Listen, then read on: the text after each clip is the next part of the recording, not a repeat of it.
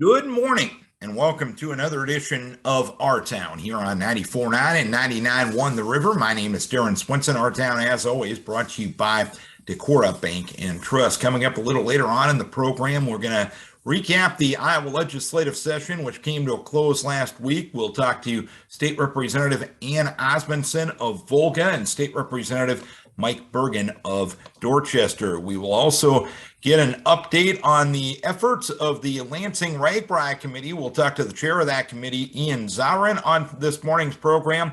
But first things first, some exciting news on the historic preservation front in the city of Decorah.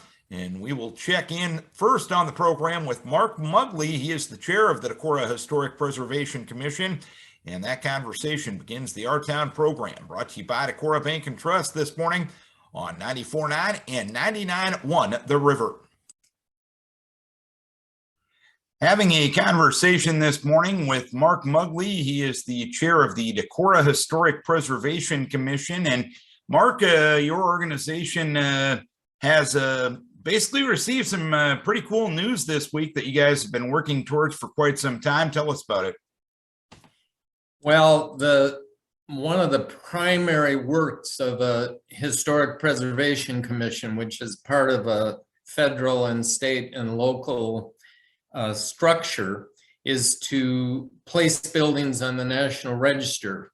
We did this with the downtown commercial district in 2017, and we created a Luther College district in 2021. Well, this project is taking an old district, the Broadway Phelps Historic District, and adding two really important Decorah buildings to it by increasing the boundaries. And what two buildings were they in particular? Yeah, they're the public library, which was built as a federal post office in 1911, and the St. Benedict Church, which was built in 1918.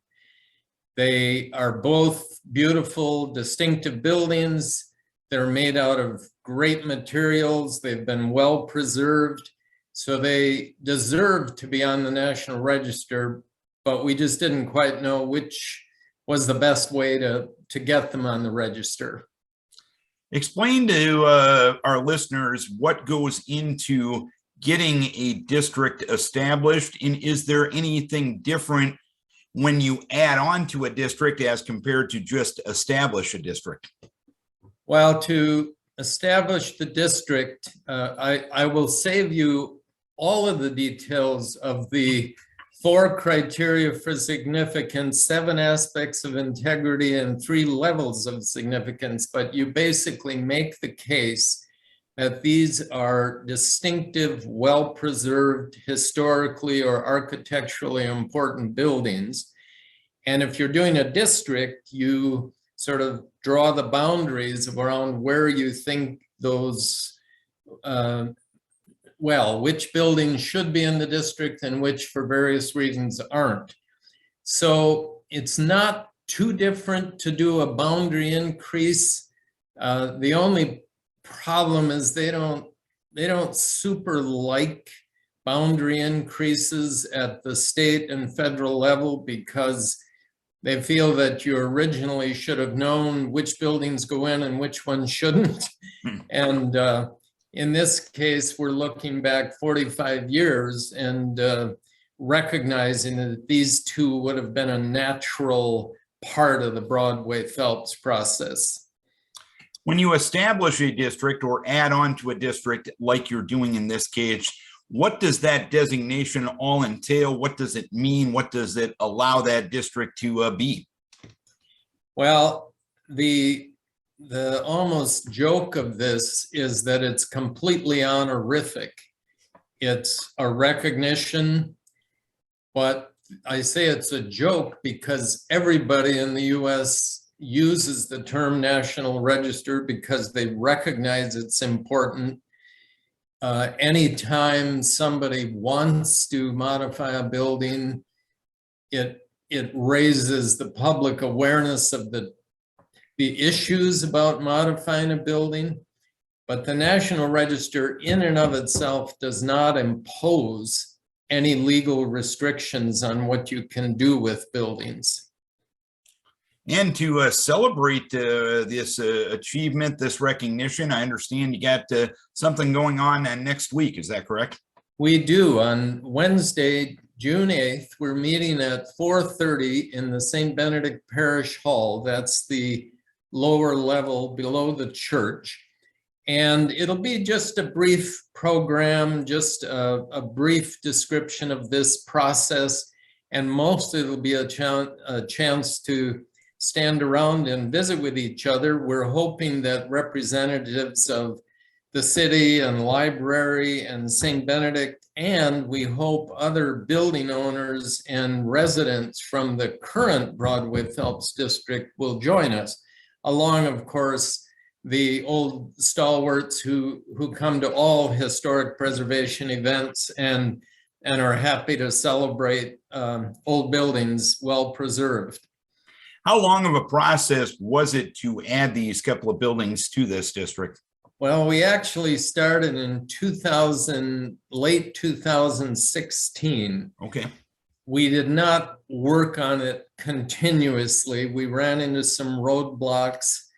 We also decided to do the Luther district, which wasn't in our long-term plan in 2016, and that took most of our energy. So I don't want to act like some kind of heroic figure that we've worked nonstop for the last 5 or 6 years to write this, 15 or 20 page nomination.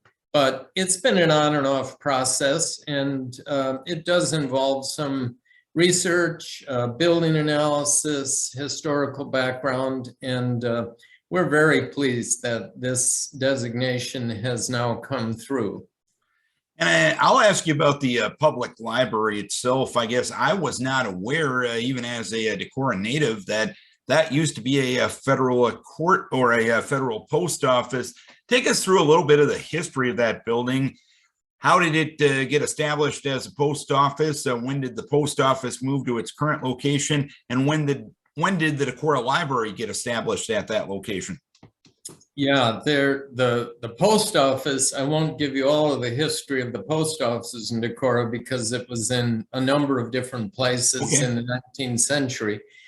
But in 1911, they decided to build a new post office. It was the first federal post office in a town of under 25,000 in Northeast Iowa. So it was a kind of a prominent building in comparison with the buildings in some of the smaller towns around us.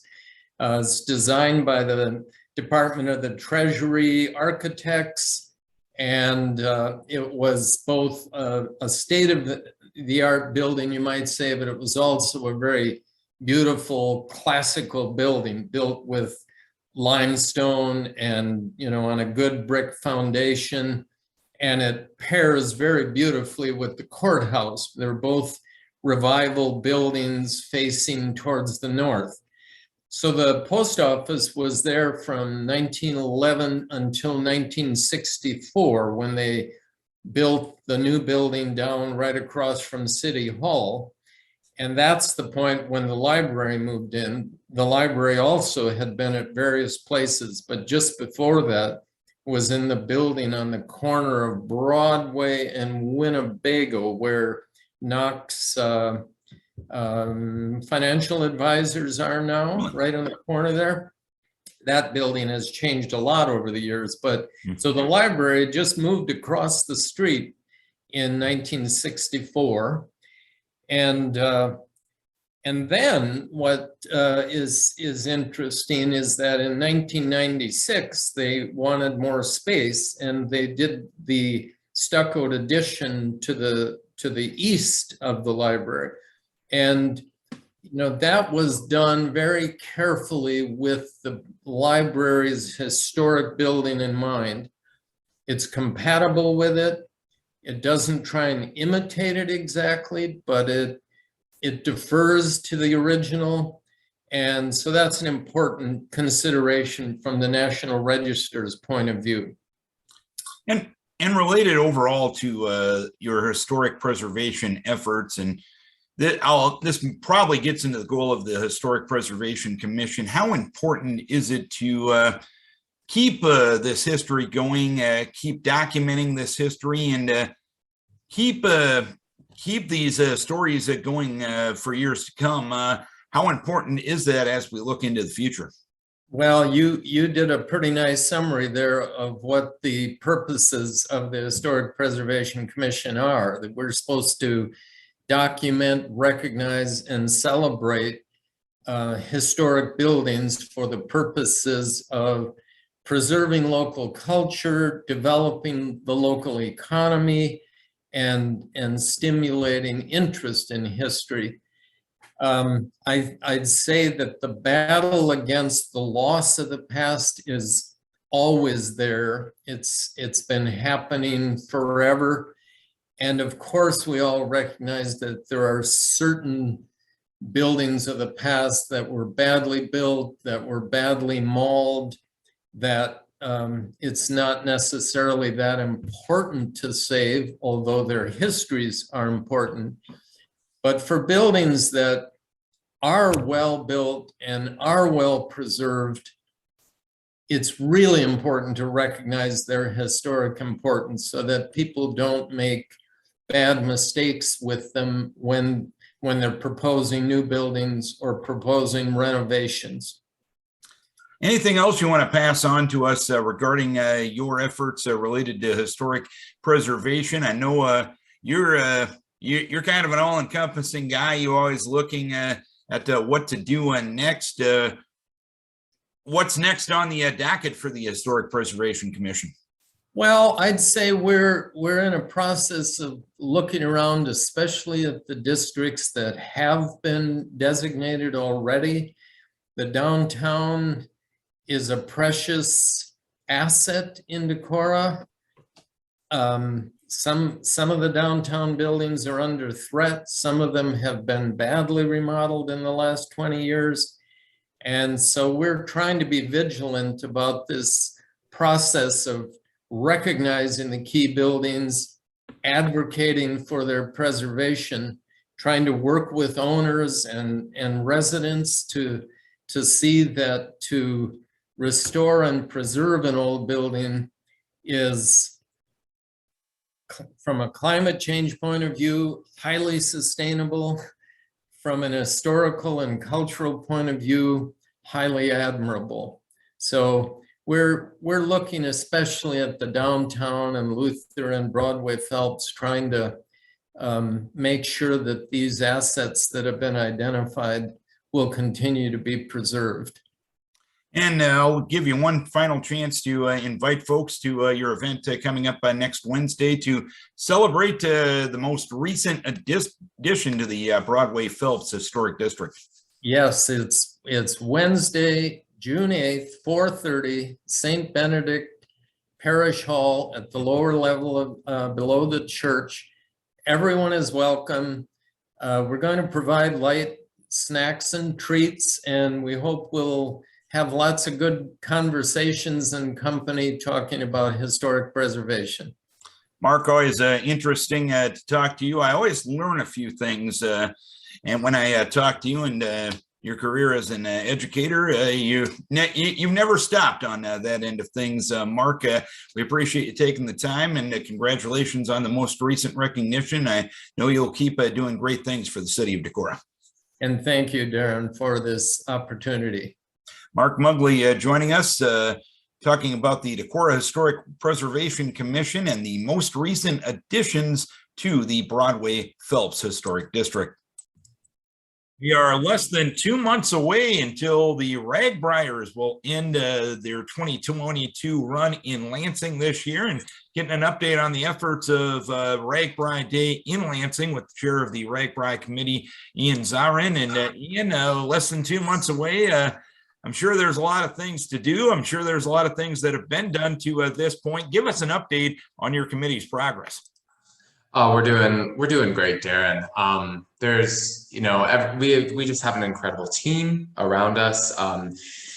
you know, we've gotten a lot of logistics sorted out in terms of parking, accommodations, housing, food, vendors, you know, and we're kind of in a unique position, being the end town, because we have a whole bunch of people, about 1,500 to 2,000 people that start at the beginning of the week and they park their cars here, and then RAGBRAI and those charters affiliated with RAGBRAI charter them over to the west side of the state. And so we kind of have a little bit of like the start town and the end town all in one. So a lot of our work has been, you know, how do we get these people situated for those 1,500 to 2,000 people that are parking their cars, and getting their cars parked, getting them equipped with food, making sure they know where their charters are, getting them shipped off. And then the fun starts for another week, where we have that whole week where we're prepping for them to come in and ride in. And so making sure they're, you know, we have something like 50 charter buses affiliated with 18 different charters that work with RAGBRAI. And then on top of that, 75 teams with 15 plus people that aren't actually officially registered with RAGBRAI, but are support vehicles. And then we have the people where, you know, you have your single passenger family pickup. So it's a lot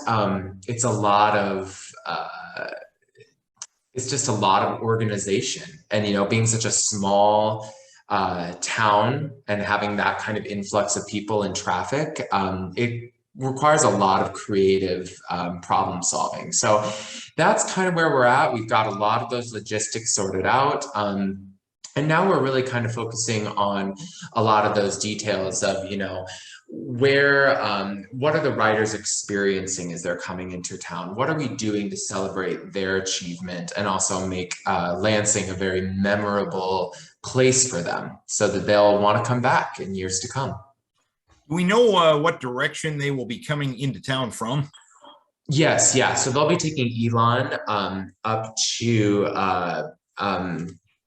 Harper's Ferry, and then they'll turn onto Great River Road going north just south of Lansing. So it's a little bit different route than they came in last time. It's actually a much longer day for them. So last time I think they biked something like 30 or 40 miles, and this time they'll be biking from West Union. They have about a 70-mile ride. It's one of the hardest rides that they'll have on the entirety and on their entire RAGBRAI experience this year. So it's quite a day. Ever since the announcement was made that Lansing was going to be the end community of this ride, how has the community responded and been willing to step up and make the experience a memorable one for everybody coming to town this July? You know, I think the really important thing for people to remember is this is a big moneymaker for this town, for the small businesses in this town. This is a ton of foot traffic for the restaurants. It's a great fundraiser for the town. So, you know, the bylaws of our organization dictate that any profits that are left after all of expenses are paid have to be designated to nonprofit schools or local governments around the area. So it's, you know, I think getting people on board has been a really wonderful process. And, you know, I look at it as it's a great way to boost business, to boost visibility for our town, to make a lot of money that can be distributed to do really good things for this community and for the people of this community. So that's kind of my rallying cry for people wanting to get involved, and people who really don't know a lot about RAGBRAI, but are kind of interested to know, like, well, what's the behind the scenes work and what happens afterwards. So it's a lot of distribution of funds. And so at the end of this process, we'll have a really awesome way for nonprofits to apply online through our website, www.lansingragbrai.com. So if you're a nonprofit school or city government within our school district, you'll be able to go online and apply for funds for continuing projects to either better your nonprofit or your community. And what type of events will be going on that day in connection to the bikers coming to town? I'm sure you still got some work to do on planning and logistics on everything that end of things, but have you finalized any type of events that will be going on that day?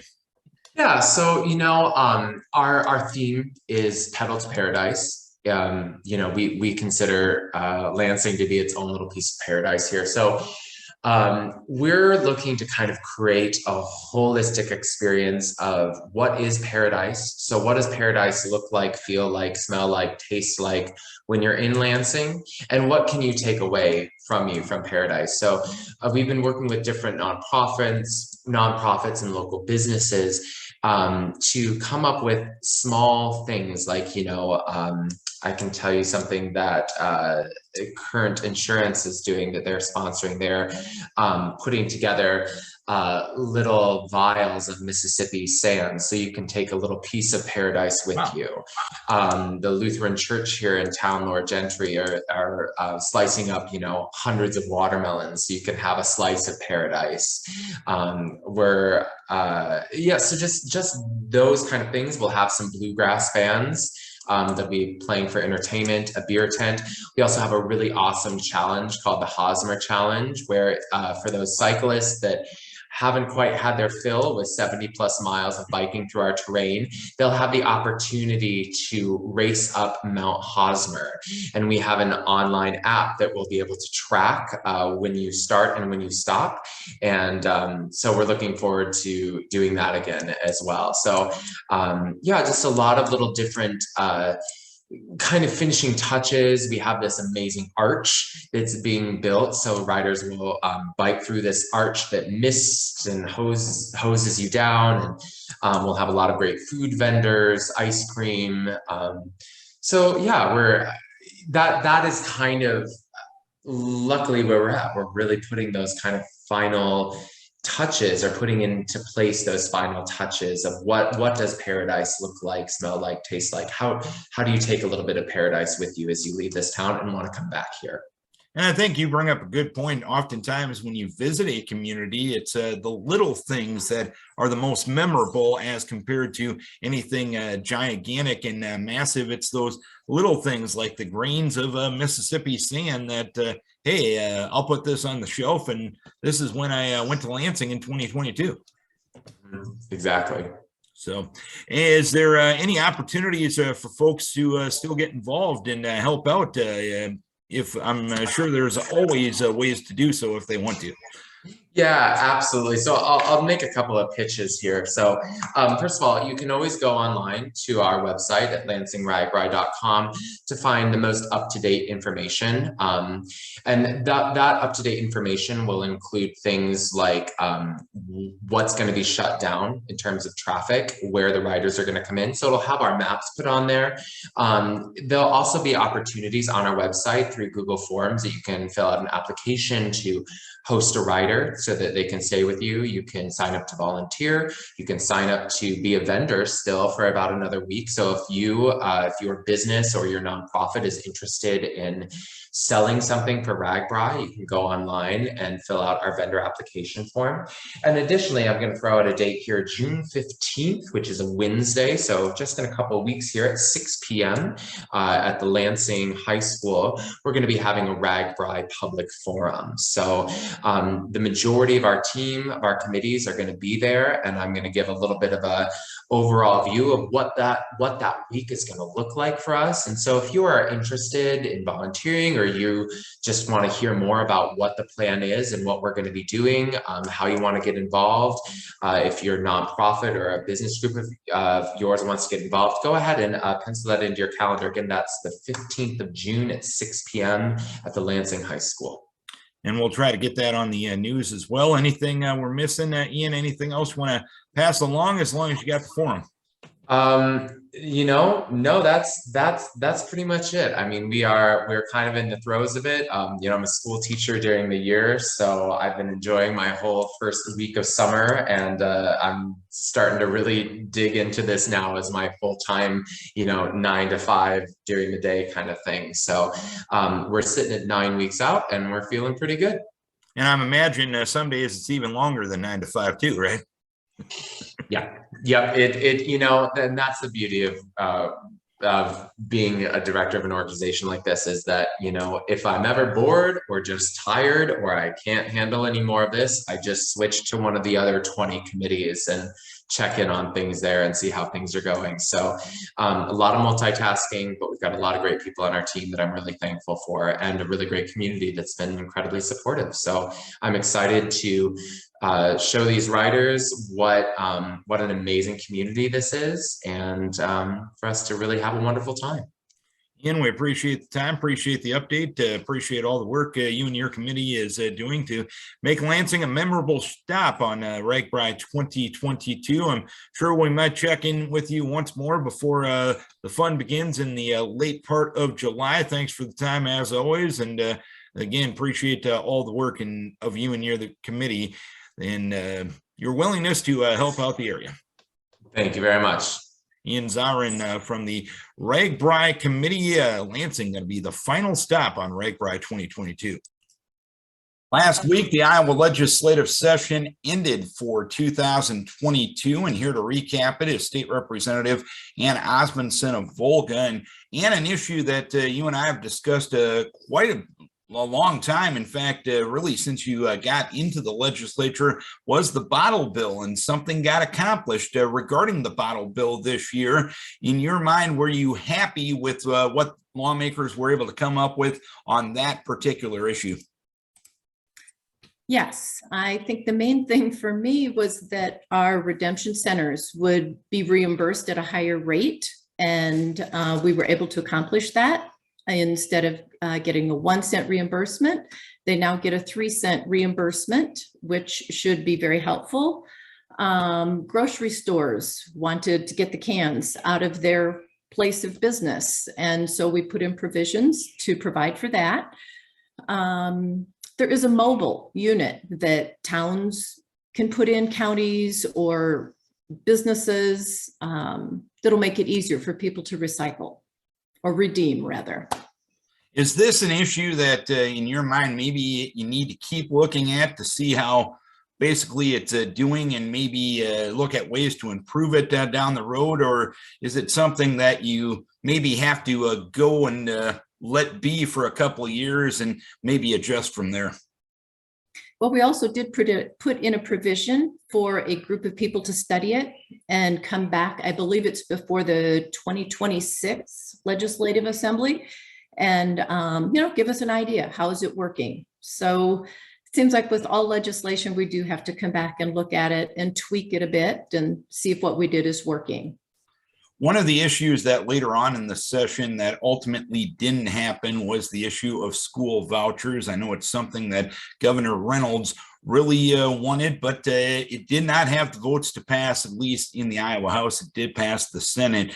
In your mind, is this something that's going to stay on the docket? Is this something that needs a future review and future passage, or is it something that from a practical standpoint, there's going to be some struggles to it?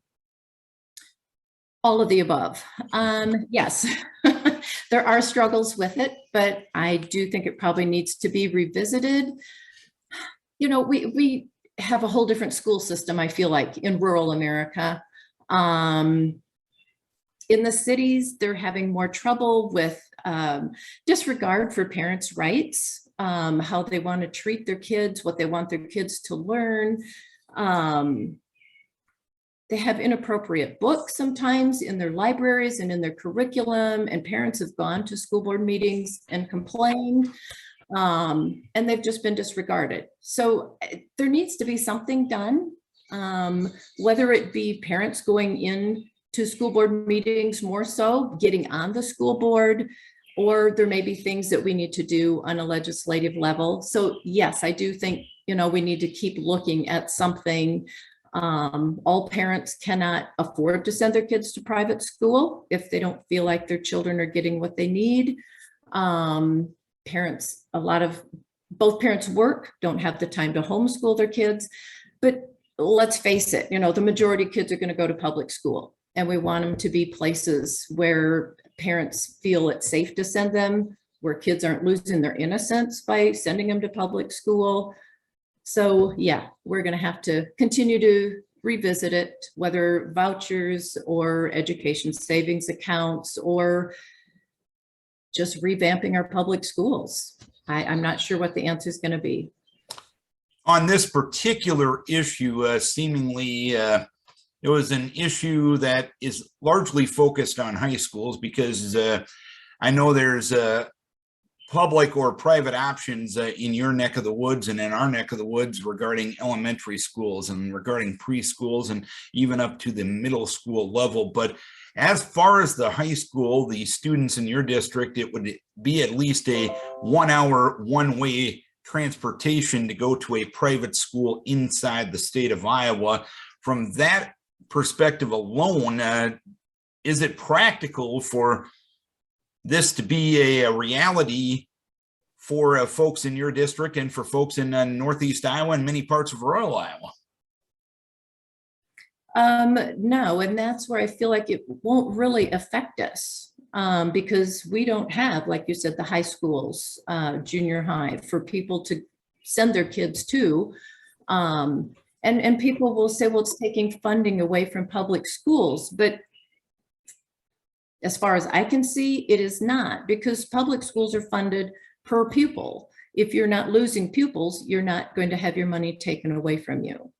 So I don't really think it will affect our rural schools if we do something with ESAs or vouchers, but it'll help those kids in the more urban schools to have opportunity to be where they need to be.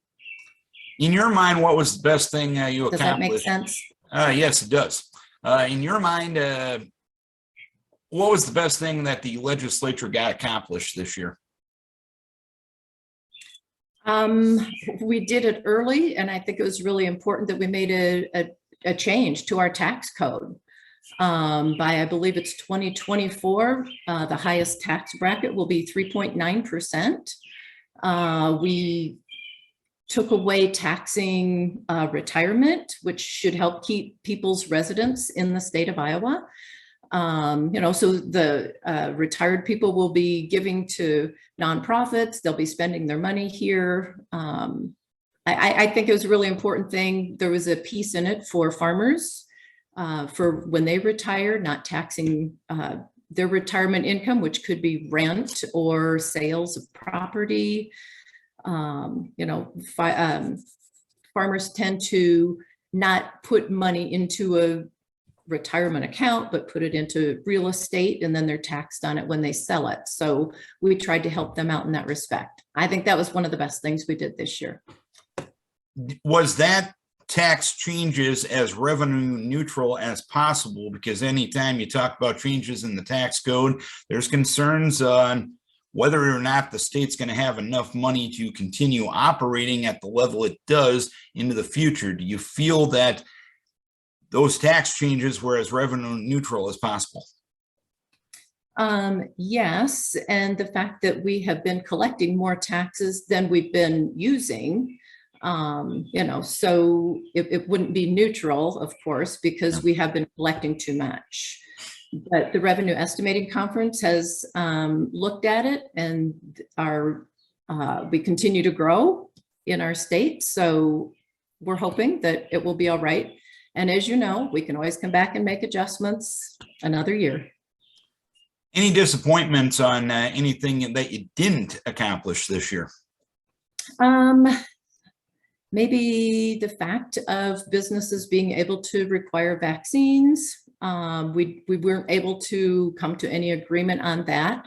And I don't know that it's been that much of an issue. I think people are coming to terms with it. So that was a little bit of a disappointment. Some, again, your urban schools are still teaching divisive concepts that a lot of us don't feel like are real history and is dividing our nation between cultures. We didn't put any teeth in the bill we passed last year. And again, we didn't do it this year. So that was kind of a disappointment too. All in all, it was a good session.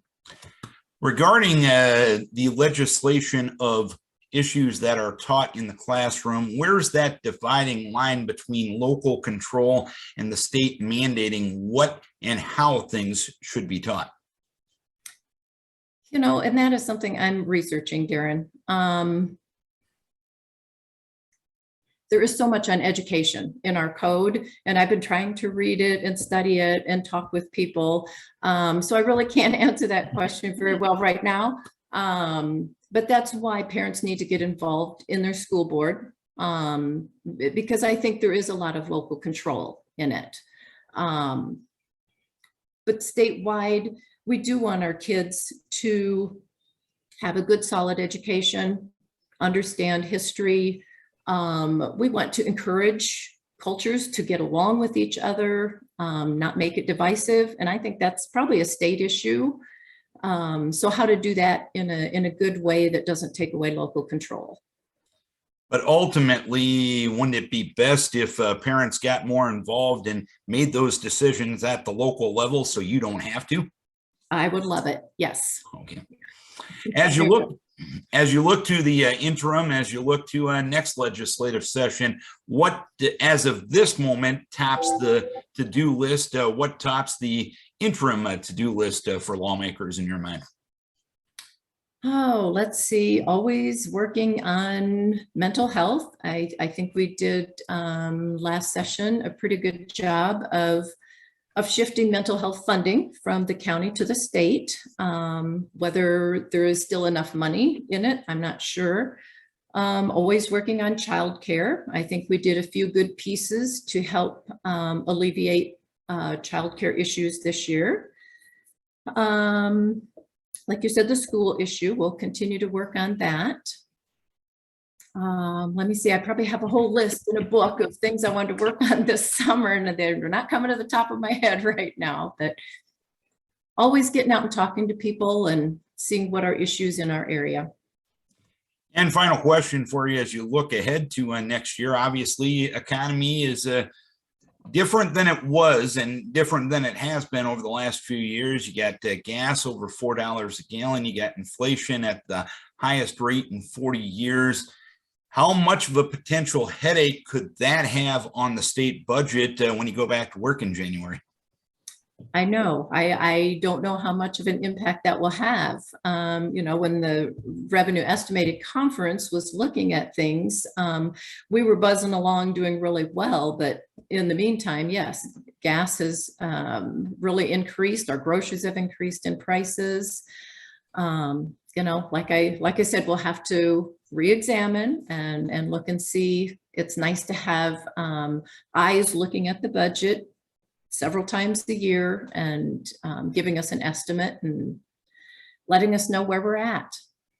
And we appreciate you joining us throughout the session and here for a legislative recap. Thanks for taking the time this morning. Thank you, Darren. It's always a pleasure to visit with you. And Osmundson, State Representative from Volga, recapping the 2022 Iowa legislative session. Recapping the 2022 Iowa legislative session with State Representative Mike Bergan. And Mike, we'll talk about the issue that got a lot of attention down the stretch of the session for what didn't happen. I know Governor Reynolds really wanted a voucher bill to pass this year, but the House didn't have enough votes to let it go forward. In your mind, why didn't that bill come to fruition? Well, I think it's a little bit challenging in that there's just a number of issues. It certainly passed the Senate as an omnibus bill, excuse me, being one part of a 7-part bill. And so the Senate voted on the entire bill. In the House, our education chair took the bill into sections. So we passed the other 6 sections, but did not have support for the education savings account. And so that, led to how could we find some path to address the ESAs as presented by the governor or some variation. And I think just overall, there just was not the votes in the House to address that. I had personal concerns, particularly around the area of special education and how that's done and funded.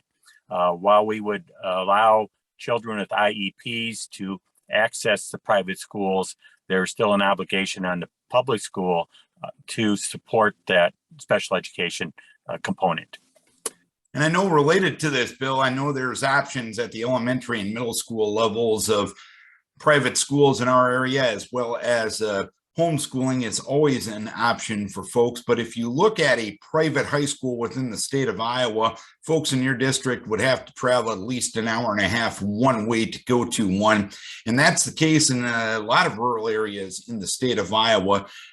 From a practical standpoint, is that one of the things that perhaps got in the way of this thing? Well, certainly there's a number of areas across rural Iowa that do not have the current access. I think, part of the philosophy that supports the ESA is even we take a public interest in the education of our children, and that we have that commitment. And so providing funding to support that education, whether it's in a public school or a private school, shouldn't make a difference. But I think we look at what we have in place at this time. Certainly, if we initiated education savings accounts, maybe some of our local schools, parochial schools, would look at to expanding into high school option. So that could be a consideration or a consequence down the road.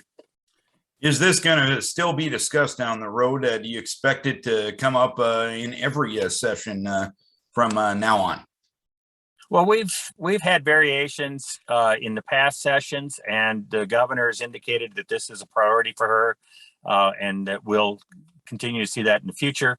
And certainly we have examples of neighboring states and states across the nation that do support this approach of educational funding in a non-public setting. You look at the session as a whole, Mike, what's the best thing you got done this year? Well, I think overall the most significant is our tax plan, our tax cuts as we phase in a cap of 3.9% on our personal income tax. And then one significant component is taking retirement income, making that tax-free beginning next year in 2023. So that'll phase in over the next 3 to 4 years. And I believe that that's doable in the process, and still allows for us adequate funding at the state level to increase our expenditures at a rate of 2 to 3% a year. As opposed to, I just want to mention that my personal success has been my involvement in funding our residential solar tax credit. And I was able to partner with our state senator, Mike Clemish. And in that process, we had companion bills in the House and the Senate. The House was able to move the bill through and passed it to the Senate. There was some reluctance in the Senate, but we were able to work through with the House leadership, recognizing this as a priority, some negotiations at the last couple of days, and got that provision passed. So we're just fulfilling expectations for individuals that have put up their residential solar arrays to get that state tax credit. And related to that issue, related to the solar energy end of things, these were the tax credits for the people that put up these solar arrays by the end of last year. This is not a program that's going to continue into the future. That's the way I understand it. Is that correct? That is correct. This is just making whole those that we had a tax credit into place for those systems where we were installed by December 31st of 2021 for the residential settings. And I think we had a cap in place, and this just allowed funding in addition to those caps, which is about, I think the last estimate was about $5.5 million. Anything you missed out on this year? Any disappointments from your perspective? Well, I think overall, as we did our budgeting, the House passed their budgets early in April, and the Senate just held out for well over a month before they picked up the budget perspective. We had some increases in funding in our health and human services and our judiciary budgets in particular that I felt were needed. As the Senate came in with lower budget targets and we had to make some concessions, we did that in part with health and human services by utilizing some of the federal funding available that's going to support some of the mental health professional supports and funding of individuals that needing those services. In the meantime, to about $22 million in that area, and making some concessions in judiciary.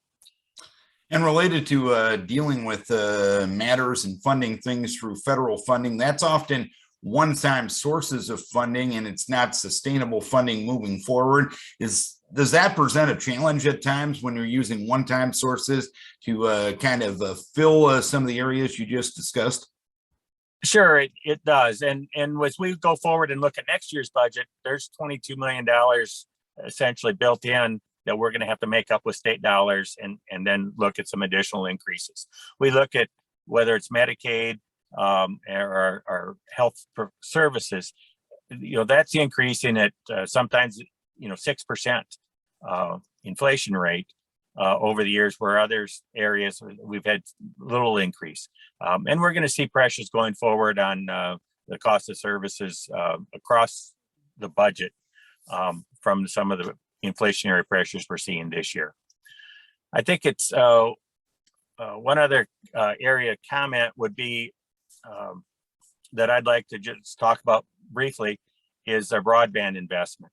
I chair the admin and reg budget. In the past year, we had $100 million state investment in broadband expansion.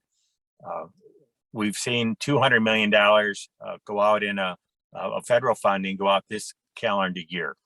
We did not have that on the state budget this year, specifically because of the $200 million in federal funding, and we're anticipating another $300 to $400 million in federal funding through the Federal Infrastructure Act that would be coming out mid-year into the fall for additional options as we build out digital access across rural Iowa. You touched on the current economic situations. We're seeing gas prices well over $4 a gallon. We're seeing inflation at the highest rates in most of our lifetimes right now. Knowing the fact that that's going on right now, do you expect some challenges next year from a budgeting perspective? Well, yeah, I think that's going to add some pressures as we look at it. One of the things that the bills that we passed was increasing biofuel use and promotion in Iowa, and I expect that that'll make a significant difference in what individuals pay for gas prices. I think that ethanol can really, you'd probably just having a 60 to 80 cent a gallon influence on our current price of gas. It could be so much worse without that investment that we have in Iowa. It's one of our assets that we can promote, and I think that we're reaping in the benefits of that in this inflationary time. And final question for you: what tops the work here in the interim? As of right now, if the session started next week, what would top your personal agenda? Well, becoming a budgetary chair, I think that's a priority for me to be involved in the budget, where our appropriations are going to be. But I think as we look forward, we're going to continue to focus on the broadband as we utilize the federal funding, and we'll complement that with state funding as appropriate. We'll continue to look at our mental health challenges, mental health professionals, availability of our service providers, and involving overall some of their involvement with nursing homes and staffing issues that we see that are 50% is funded through our state Medicaid program. And I think we'll still look to see how we can be positive support in education and childcare. Mike, we appreciate you taking the time to recap the session. We enjoy our conversations throughout the legislative session. Thanks for taking the time this morning. Yeah, well, thank you, Darren. It's my pleasure to participate. Mike Bergan, State Representative from Dorchester.